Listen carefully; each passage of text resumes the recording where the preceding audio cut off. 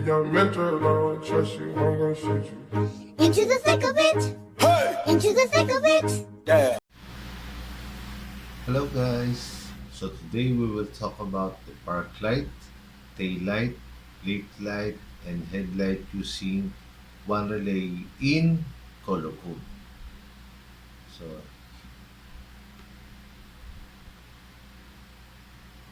So, what do you mean by park light? So it is a light that marks the front of the vehicle and serve as a alternative if the headlight is failed to open.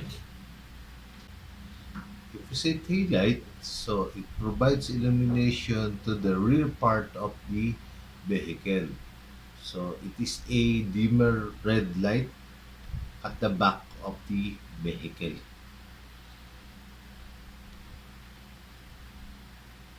Plate light, so it provides illumination to the plate number or identification number of the vehicle. So headlight is a lamp usually attached to the front of the vehicle with the purpose of illuminating the road ahead during the period of low visibilities or darkness. In headlight connection, we use the headlight switch. So it is a on and off switch and installed in the dashboard or the dash panel of the steering column. So we use two kinds of switch in connecting the headlight connection, the headlight switch and the dimmer switch. If you say dimmer switch, it is a two-position switch operated by the driver to select the low beam or the high beam of the headlight. This is the example of the schematic diagram of the park light, tail light, lake light, and headlight using one relay. So as you can see inside the box, so there is no given color code.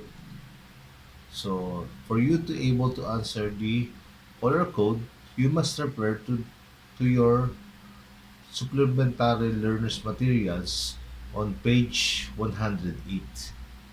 So you can see in our Toyota color code. So this is the example of the Toyota color code. So for common, that is W or white. So for ignition switch, for ACC, that is blue with red or L/R. For park light switch, so you can see in park light switch, tail light switch, low beam and high beam, common.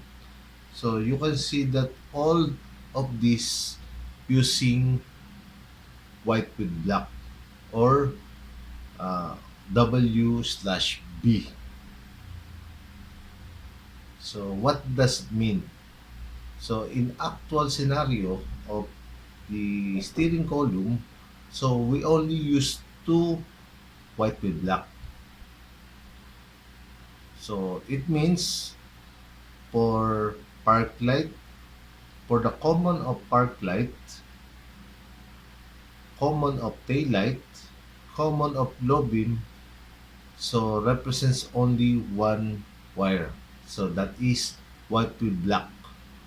So as you can see in our color code in Toyota, so all of these are using white with black. So, and for traveler, so for tail light, so we use the code LG. So no more slash, just LG, or what we call the light green color. So for park light, that is red with white or R/W. For low beam, so that is R for red And for high beam, that is R slash YO, or red with yellow orange. So let's proceed to our schematic diagram. So again, so what is the color of the ignition switch? So the color of ignition switch is white or W. So common connected to ammeter. Then ACC, that is blue with red, or L slash R. So connected to line 1 of fuse. So since we use only one relay, so we will need to connect the fuse to power relay. So fuse connected to 86 and 30 of power relay. So 85 body ground, then 87 to the common of park light, tail light,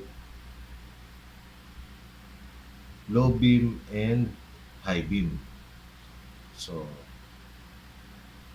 as you can see, all of these are using WB, or white with black.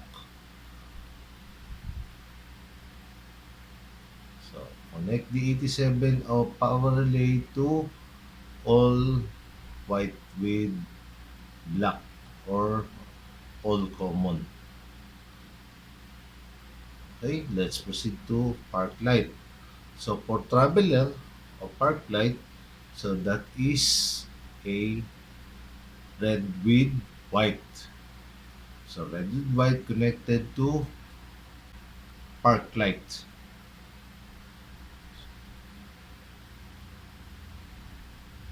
Then connect body ground. So next is for tail light. So connect the traveler of tail light. So what is the traveler of the tail light? So that is LG, or light green. So light green connected to plate light in front, plate light to the rear part of the vehicle, and the tail light. So next, for low beam, so that is letter R, or red. So connected to low beam.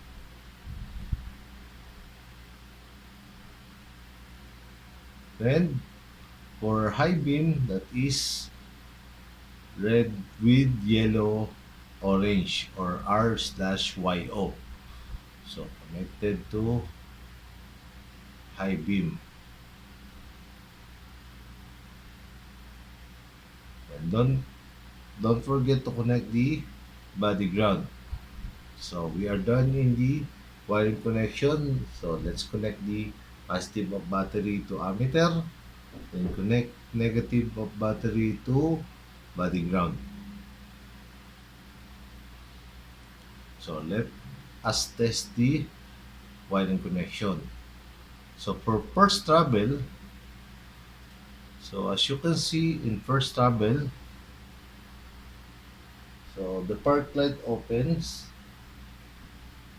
the late light opens, and the tail light opens.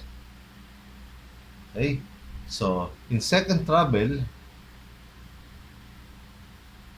so as you can see that the park light still open, the late light and tail light still open, and low beam started to illuminate in second travel.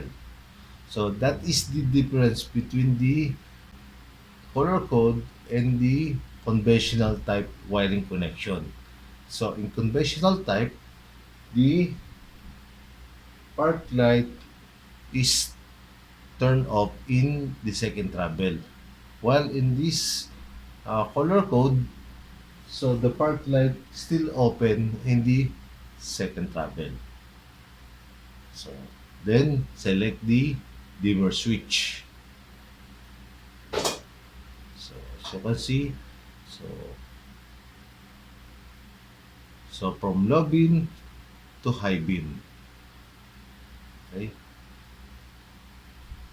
So that is the wiring connection of park light, tail light, brake light, and headlight using one relay. Thank you for watching. Young mentor, Lord, trust you, I'm gonna shoot you. Into the thick of it. Into the thick of it. Into the thick of it.